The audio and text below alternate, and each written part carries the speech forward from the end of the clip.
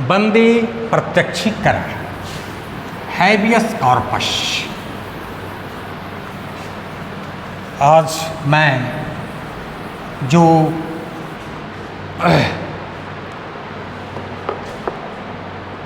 अधिकार मिले हैं, जो रीट मिले हैं, जिसे अधिकार का हनन हो रहा है, तो उससे उपचार का जो अधिकार मिला है उसके बारे में मैं बारी बारी से बताऊंगा। पहला है बंदी प्रत्यक्षीकरण। बंदी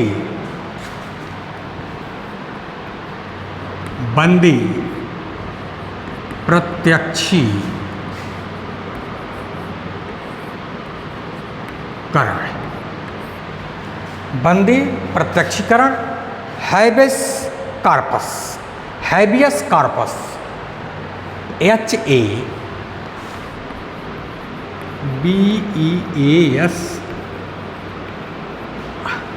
HABEAS corpus, CARPUS, habeas corpus. तो हैबियस कॉर्पस एक लैटिन शब्द है। हैबियस कॉर्पस एक क्या है? हैबियस कॉर्पस मान लीजिए, हैबियस कॉर्पस एक क्या है? एक लैटिन शब्द है जिसका अर्थ होता है निरुद्ध व्यक्ति को न्यायालय के समक्ष हाजिर करो। यह एक लैटिन शब्द है जिसका अर्थ होता है निरुद्ध व्यक्ति को न्यायालय के समक्ष हाजिर करो। वस्तुतः यह एक आदेश के रूप में यह रीट उन व्यक्तियों के विरुद्ध जारी की जाती है जिन्होंने किसी व्यक्ति को बंदी बना रखा हो, जिसमें सरकार तथा प्राइवेट व्यक्ति भी आते हैं। इस रीट के माध्यम से उनसे पूछा जाता है कि व्यक्ति को न्यायालय में प्रस्तुत करें और बताएं कि उन्होंने किस प्राधिकार से उसे निरुद्ध कर रखा है। यदि निरोध का कोई विधिक औचित्य नहीं होता है तो न्यायालय निरुद्ध व्यक्ति को मुक्त कर देता है। अतः इस रीट का मुख्य उद्देश्य अवैध तरीके से निरुद्ध किए गए व्यक्ति को त्वरित उपचार प्रदान कराना होता है। कानून सन्याल बनाम जिला मजिस्ट्रेट दार्जिलिंग। कानून ये एक वाद है, कानून सन्याल बनाम जिला मजिस्ट्रेट,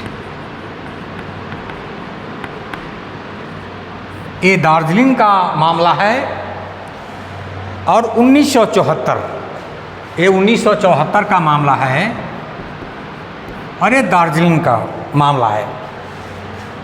तो कानून सन्याल बनाम जिला मजिस्ट्रेट ये दार्जिलिंग का है। 1974 के मामले में सर्वोच्च न्यायालय ने कहा है कि निरुद्ध व्यक्ति के विरोध की वैधता और अवैधता की जांच करना ही इस रीट का मुख्य उद्देश्य है।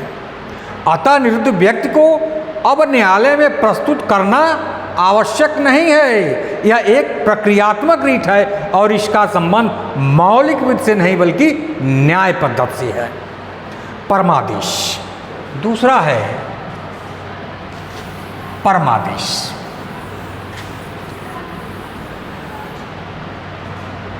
ये पहला हो गया, ये दूसरा है परमादेश। परमादेश मैंडमॉस, मैंडमॉस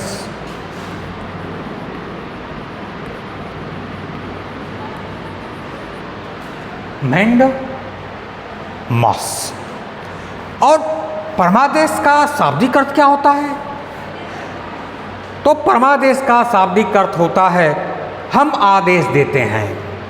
अतः परमादेश उच्चतम न्यायालय का एक ऐसा आदेश होता है जिसके द्वारा किसी व्यक्ति को लोक प्राधिकारी सरकार और निगमों को उनके विधिक या लोक कर्तव्यों को या किसी संबंधी द्वारा आरोपित व्यक्तियों को करने का या उसे अवैध रूप से न करने का आदेश दिया जाता है।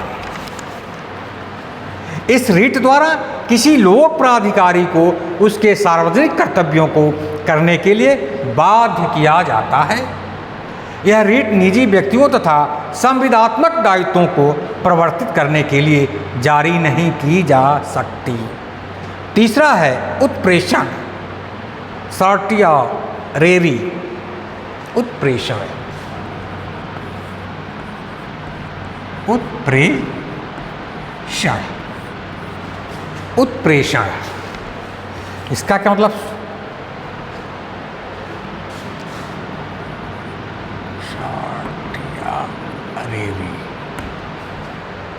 सर्टियरेरी। उत्प्रेषण का शाब्दिक अर्थ है पूर्णतया सूचित कीजिए। उत्प्रेषण का शाब्दिक अर्थ होता है पूर्णतया सूचित कीजिए, पूर्ण रूप से सूचना दीजिए या पूर्णतया सूचित कीजिए। यह रीट अधीनस्थ न्यायालयों, न्यायिक या अर्ध न्यायिक निकायों के विरुद्ध जारी की जाती है और इसके द्वारा उन्हें वादों को वरिष्ठ न्यायालयों के पास भेजने का आदेश दिया जाता है ताकि उनके निर्णयों की जांच की जा सके और यदि वे त्रुटिपूर्ण हो तो उन्हें सुधारा जा सके। अधिकारिता का अभाव या आधिक्य होने पर प्राकृतिक न्याय के सिद्धांतों का उल्लंघन होने पर तथा निर्णयों में वैधानिक गलती होने पर यह रीट जारी की जाती है। चौथा है प्रतिषेध, प्रोहिबिशन, प्रतिषेध, प्रोहिबिशन,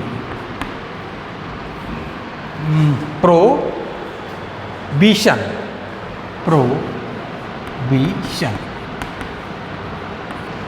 प्रोहिबिशन।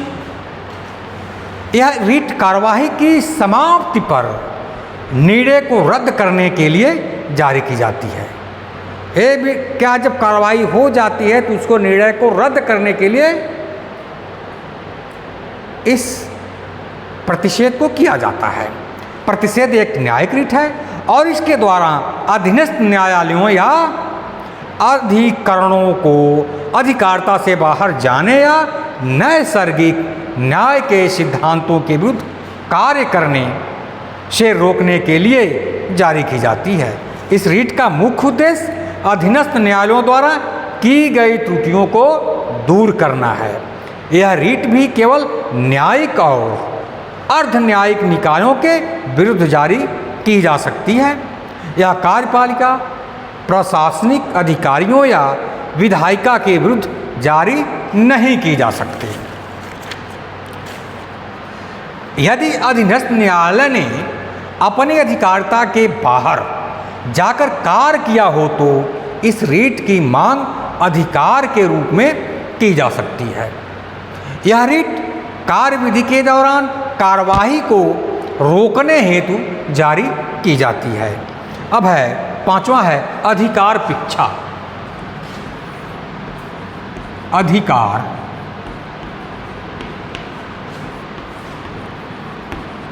परीक्षा, अधिकार परीक्षा को वारंटो, को वारंटो,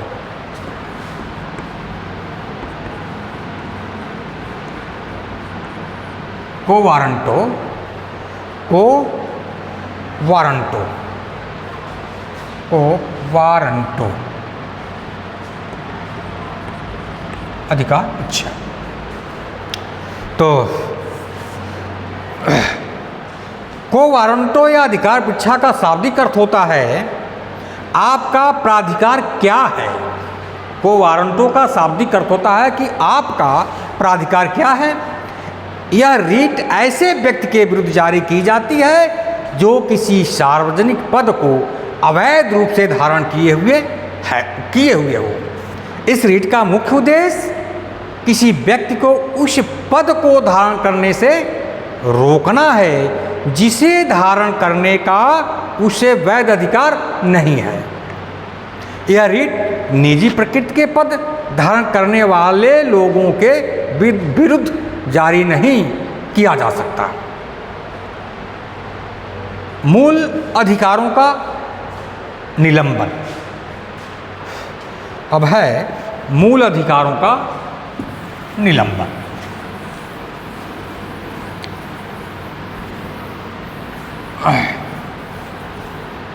मूल अधिकारों का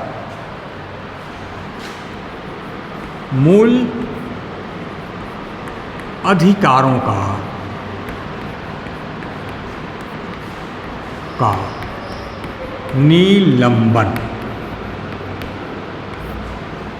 मूल अधिकारों का निलंबन। Suspension of fundamental right. Suspension of fundamental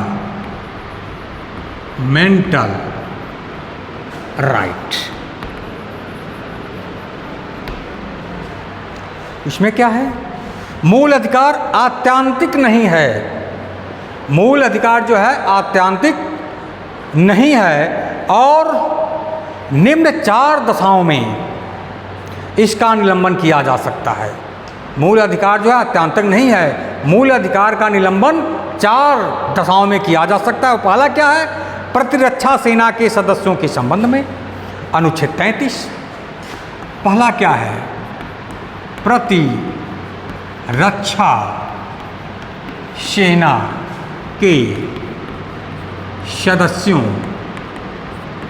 के रूप में। यह है अनुच्छेद 33। प्रतिरक्षा सेना के सदस्यों के रूप में या सदस्यों के संबंध में, ये संबंध में कर लीजिए।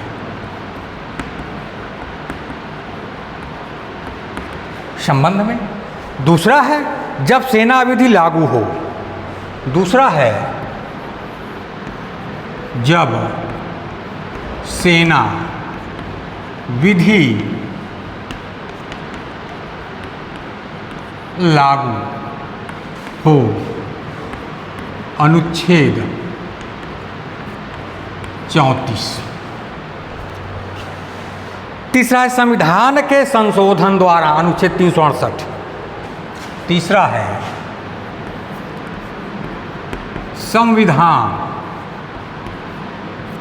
के संशोधन द्वारा, अनुच्छेद